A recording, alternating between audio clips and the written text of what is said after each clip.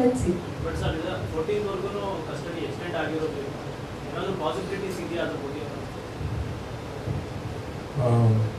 ಇಲ್ಲ, ನಮಗೂ ಅದು ಇವಾಗಲೇ ಗೊತ್ತಾಗಿತ್ತು. ಬಟ್ ಇವಾಗ ಫಸ್ಟಿಗೆ ಇರಬೇಕಲ್ಲ ಮತ್ತೆ ಹಿಯರಿಂಗು 14 ಡೇಸ್.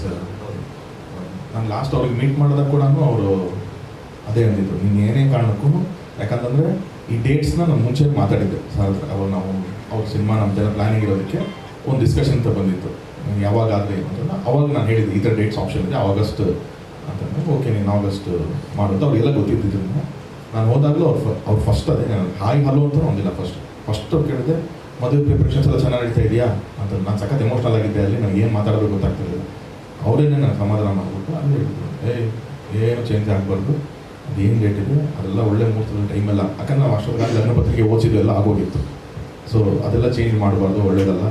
ಅದೇನಿದೆ ನೀನು ನಾನು ಬರ್ತೀನಿ, ನಾನು ಬರ್ತೀನಿ, ನೀನು ಟೆನ್ಷನ್ ಮಾಡ್ಕೊಬೇಡ, ನಿನ್ನ ಮದುವೆ ಮಾತ್ರ ಡೇಟ್ ಮುಂದಕ್ಕೆ ಹಾಕಬೇಡ ಯಾವುದೇ ಕಾರಣಕ್ಕೂ ಅಂತಲೇ ಅವ್ರು ಹೇಳಿದ್ರು. ಸೊ ಹಾಗೆ ಅದನ್ನು ಫಾಲೋ ಮಾಡ್ತಾರೆ. ಖಂಡಿತವಾಗ್ಲೂ ಇತ್ತು. ಹಾಗಾಗಿನೇ ನನ್ನಲ್ಲಿ ಇವ್ರು ಯಾಕೆ ಅನೌನ್ಸ್ಮೆಂಟ್ ಮಾಡಿರಲಿಲ್ಲ ಅಥವಾ ಎಲ್ಲೂ ಏನು ಹೇಳಿರಲಿಲ್ಲ ಅಂತಂದರೆ, ಇನ್ಫ್ಯಾಕ್ಟ್ ನಾವು ಇನ್ವಿಟೇಷನ್ಸ್ ಕೂಡ ಯಾರಿಗೂ ಕೊಟ್ಟಿರಲಿಲ್ಲ. ನಾವು ಅದಾದಮೇಲಿಂದನೇ ಶುರು ಮಾಡಿದ್ರು. So everything was on hold. Let's see. But sir ಇದು 14 ವರೆಗೂ ಕಸ್ಟಡಿ ಎಕ್ಸ್ಟೆಂಡ್ ಆಗಿರೋದು ಏನಾದರೂ ಪಾಸಿಬಿಲಿಟೀಸ್ ಇದೆಯಾ ಅದ್ರ ಬಗ್ಗೆ? ಇಲ್ಲ, ನಮಗೂ ಅದು ಇವಾಗಲೇ ಗೊತ್ತಾಗಿತ್ತು. ಬಟ್ ಇವಾಗ ಫಸ್ಟಿಗೆ ಇರಬೇಕಲ್ಲ ಮತ್ತೆ ಹಿಯರಿಂಗು 14 ಡೇಸ್.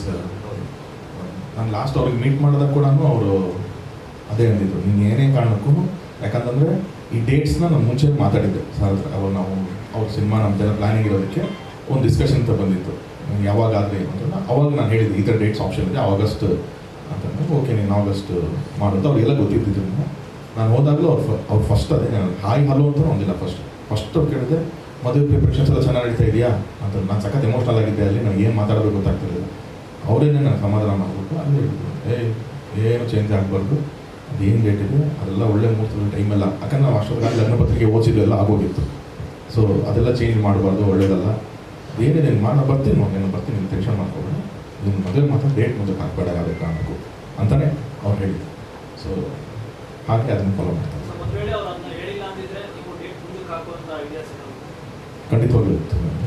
ಹಾಗಾಗಿನೇ ನನ್ನಲ್ಲಿ ಇವ್ರು ಯಾಕೆ ಅನೌನ್ಸ್ಮೆಂಟ್ ಮಾಡಿರಲಿಲ್ಲ ಅಥವಾ ಎಲ್ಲೂ ಏನು ಹೇಳಿರಲಿಲ್ಲ ಅಂತಂದರೆ, ಇನ್ಫ್ಯಾಕ್ಟ್ ನಾವು ಇನ್ವಿಟೇಷನ್ಸ್ ಕೂಡ ಯಾರಿಗೂ ಕೊಟ್ಟಿರಲಿಲ್ಲ. ನಾವು ಅದಾದಮೇಲಿಂದನೇ ಶುರು ಮಾಡಿದ್ರು. So everything was on hold. ಹೆಚ್ಚಿನ ವಿಡಿಯೋಗಳಿಗೆ ಪ್ರತಿಧ್ವನಿ ಯೂಟ್ಯೂಬ್ ಚಾನೆಲ್ ಸಬ್ಸ್ಕ್ರೈಬ್ ಮಾಡಿ, ಬೆಲ್ ಐಕಾನ್ ಕ್ಲಿಕ್ ಮಾಡಿ.